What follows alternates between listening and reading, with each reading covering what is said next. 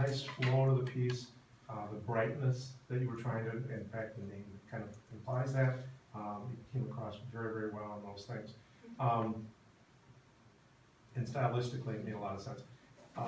Be very aware of your upper octave. It's coming really nice, and the notes are coming out clearly. They're coming out when you want them to come out. That's great. At times, it sounded like they were a little bright, a little biting, rather than making sure the embouchure does the work. How strong is your reed? This one is a 3 right now. Okay, and that should be just fine. You're taking privately, I assume. Yeah, just because of the way you play. And so it's not 3 is fine. At the level you're playing, I would encourage you not to, and this is a philosophical thing, that's why I asked about your teacher. If you're paying a teacher, that's who you listen to, not me. But philosophically, I believe in using the softest reed you can to get off the notes you want. And as you bite, the temptation will be to go to a harder reed, because now you're not closing off. The note's responding, it's there when you want it to be rather than that other.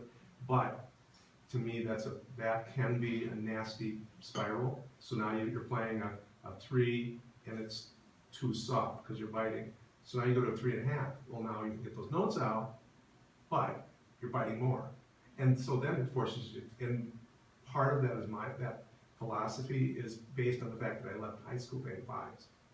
And so I spent the next 2 years through 3 different private teachers, forcing me back to 2.5s and 3s.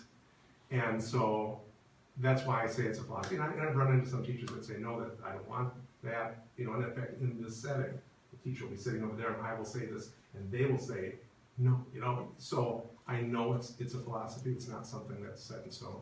But again, 3 is not a problem to me.